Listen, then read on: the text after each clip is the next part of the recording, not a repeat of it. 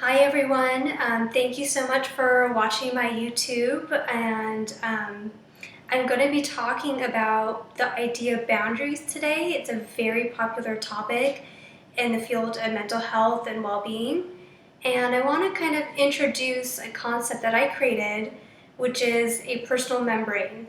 So the idea of moving from maybe a boundary mindset to thinking of a personal membrane. And I'm going to go into what I mean by that. But first, I really want to talk about the dominant discourse about boundaries. It's a really popular topic. There's a lot of information floating around, but just kind of noticing that largely when we're talking about boundaries in our society, we're thinking about boundaries as something a little bit fixed, really looking at limitations of self, and this idea of taking care of myself above others, placing my needs or values above others. And while this works for some people, it does reflect a value of individualism and assertiveness, which is not really encompassing or including other ways of operating and being. So communities that are more, say, collective or relational, meaning really valuing relationships, this kind of idea of boundary isn't so applicable. So if you think about collective-based communities, even our perception of things in the environment is seen as in relation to others, other things, in relation to the context that it is in. So if I'm looking at my pen, say on my desk, I'm not just honing in and looking just at my pen. I'm going to also be seeing my pen as it's in relation to other things on my desk, as it relates to being on the desk or in this environment. And that actually even translates into our sense of self. So where there isn't really a separation of, say, object and environment, we're also not seeing as big of a separation of self and others. And because of that, it might be perceived as that person having a lack of boundaries if their idea of self is in connection to others and other people's wants and needs. So I want to offer a perspective or framework that is more affirming of other cultures and other value systems that are collective-based and relational. So I'm thinking about a term that I created, and that is personal membrane. A personal membrane is basically a way to acknowledge your taking account your social, physical, cognitive sense of permeability is a word I'm going to use. So membranes, I like the term membrane because membranes are living. It's a living thing, and it's not perfect. Membranes do fail. Membranes are not 100% foolproof, but they work largely. And I like that because when we think about boundaries, what comes to my mind and many people's minds, it's something that's more inanimate. So thinking about, say, walls, for example, when you think about something being bound, it's stationary, it's not alive, it's not as dynamic.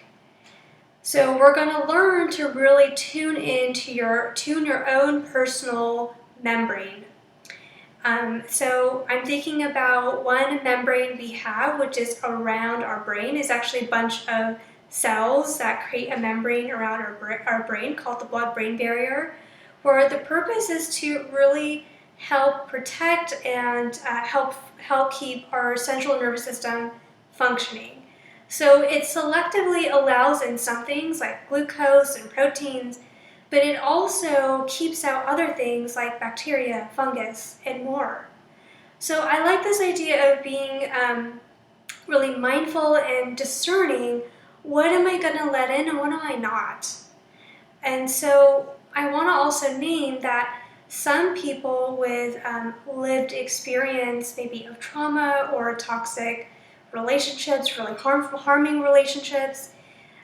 We might sometimes shift to a side of where I'm going to use the word, we're a little more rigid. That membrane is very much closed. Nothing is really getting in or out. And that might serve a purpose, and it does serve a purpose, in fact, but am I really stationary and staying in that place? Or am I able to shift where I'm being more fluid and open? That membrane is a little more permeable in other situations. So thinking about Buddhist psychology, that sometimes mental wellness can be seen as, am I able to adapt and move between a rigidity and fluidity kind of way of operating? So the idea is we're not going to get too fixed on either side, but both sides often serve a purpose. So you might be asking, well, when is my membrane more fluid, more open? And I'm really wanting to think about either people, groups, environments, so think about relationships, even work environments, where there's some sense of safety, there's some openness and flexibility. It's not perfect, it doesn't need to be perfect, but it can be adapted if needed. And really, if that's there, our membrane might be a little bit more permeable. So I want to take the example, imagine someone's asking you to do something. And this is someone you have a connection with, there is some of those elements there that I mentioned before. So we want to think about what are questions I might ask myself to really decide how I want to open up my membrane, essentially. So first question, what are my collective values, relational values, and how does this inform my decision? How do I embody these values both towards other people, but also internally to myself? I'm also going to ask, am I operating from an assumption of either or? So this assumption, I think, is very much present in that dominant discourse. So either I take care of my needs or this other person's needs. But sometimes when someone I'm very connected to, that actually taking care of their needs or wants does take care of some of mine as well. And I think that really not seeing everything through this either or kind of perspective is helpful. So if I decide, another question I might ask, if I decide to say no, are there other things that I might say yes to? Are there alternatives? For example, say a family member asks me, hey, I really need your help. Can you bring dinner over tonight? If I'm saying no, maybe I'm really tired, I'm exhausted, there's a lot going on, I really want to say no. But rather than thinking about this as a yes or no, or either their needs or my needs, really thinking about, is there an alternative? Is there something I can say yes to? Maybe I'm saying yes to delivering some food to my loved one's place.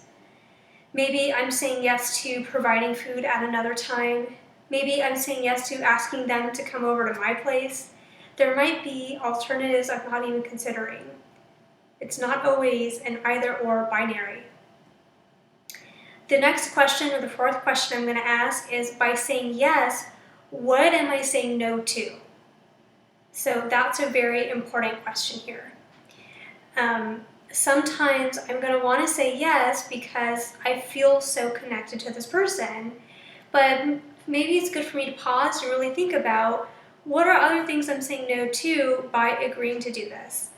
So if I decide to go over to my loved one's place and bring over some food, maybe I'm saying no to spending more time alone. Maybe I'm saying no to getting an extra hour of sleep. Maybe I'm saying no to prepping for the next day. And maybe these things are really important. Maybe they're not. The fifth question I might ask is, how am I making meaning of whatever decision or thoughts at play here? So am I making meaning by looking at the situation and feeling like I'm getting something from it, or it's really adding value to my life experience? Or am I making meaning feeling like I feel that it's not adding to my life experience, or I'm feeling kind of lost in what are my options. That's going to tell me something about the situation in and of itself. So notice how I'm giving some questions you might ask yourself, but there's no really right or wrong answer. Again, it is about really checking in with yourself. So that's a more fluid, more permeable membrane. Let's talk about when we might need a more rigid, more discerning membrane. So these are situations with people, groups, and environments, relationships that feel unsafe, that might be harmful. Maybe how does unsafety feel in your body? I often feel depleted. I feel heavy, fatigued. So noticing what does being unsafe really feel like in your body. And oftentimes these dynamics are very fixed. So there isn't that room for kind of adapting and working. So you want to look out for reflections of an all or nothing framework. So for example, someone's asking you to do something, you either bring me dinner or you don't love me at all. That's an all or nothing framework. That everything for that person or group or environment is urgent. So say you're at a workplace, everything is urgent. You have to put down everything of yours and respond to everything about someone else's request. Is everything urgent? Okay. This idea also of seeing people as tools, or relationships being more transactional. Are you getting that feeling like this person is really connecting with me, or am I serving some sort of tool or function for them? So if you're kind of going, yeah, but these things might be at play, there's 4 questions I ask myself. Are my needs and wants valued as important? Is there that all or nothing framework? Is everything urgent? Is my reality seen as valid? And does saying no impact my emotional, physical, or financial safety? If any of those things are at play, it's important to pause and really think about that membrane being a little bit more discerning and maybe a little bit more fixed or rigid, as needed. So this is just, these are just frameworks for you to really use and think about how to move away from this idea of a boundary being very enclosed to building your own personal membrane.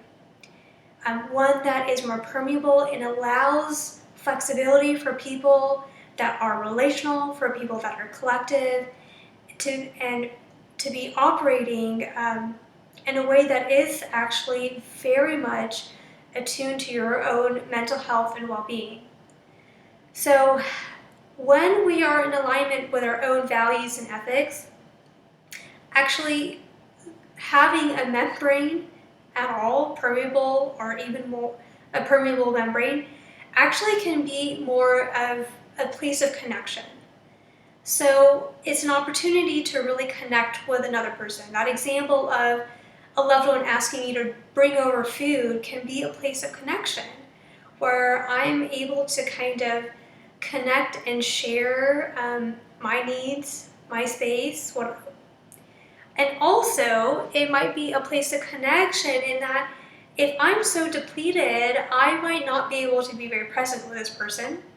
I might be operating from a place of scarcity or being resentful, and that's ultimately disconnecting, even though I'm giving kind of what they're asking on the surface.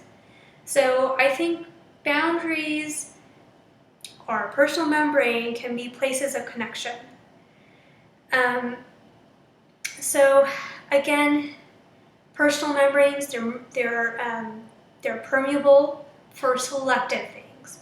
The skill that you're developing is how do I discern when my membrane is more open and when my membrane is more closed. It's a dynamic process, it's not perfect, but I hope this gives you something to kind of work off of, and I appreciate you listening. Thank you so much.